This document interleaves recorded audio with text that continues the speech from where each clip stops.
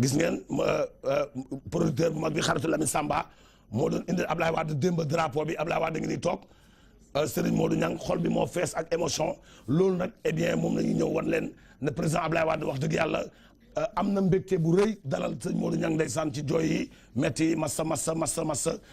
li yëpp nag émotion la day am yàlla mooy def lii ndeysaan góor gaa ngi nii toog góor gi kon nañ dem fekki leen mbokk yi nan la mbir bi demee woon foofu ca point E ki nga xam ne mooy Ablaye Wade di dalal Serigne Modou Niang ayca.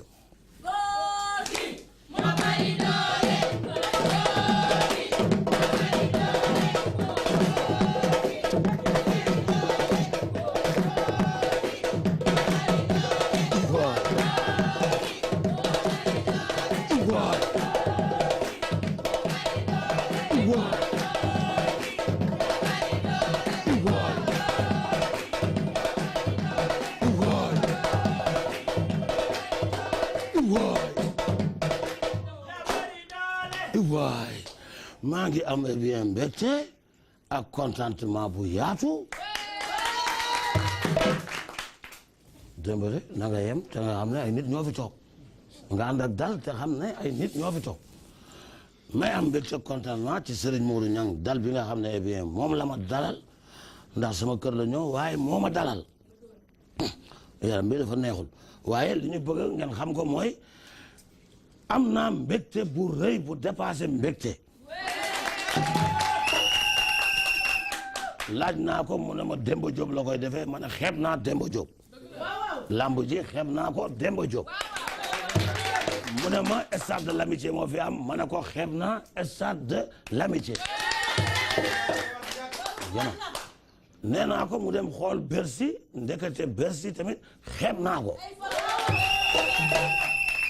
lamb ji eh bien fi ma bëgg ñu defee ko du ñu génn Sénégal am na fu gën a yaatu Bercy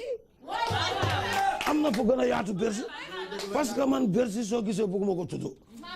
Ndombo Ndour moo tax bëgguma tudd Bercy waaw léegi lamb ji dañ koy defee Kébémer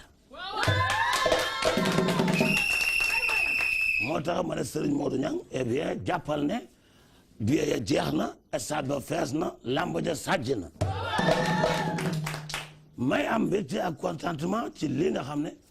mooy drapeau bi ñoo tuddee di ci bég nag di kontaan waaye di santaat yàlla mu tombe France ci boppam ngi leeral diggante Karim ak gouvernement Sénégal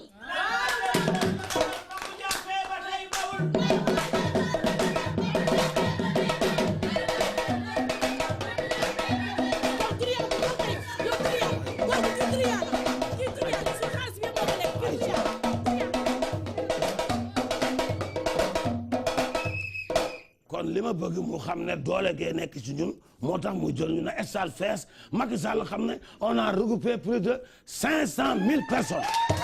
kon boo gi moo bëri doo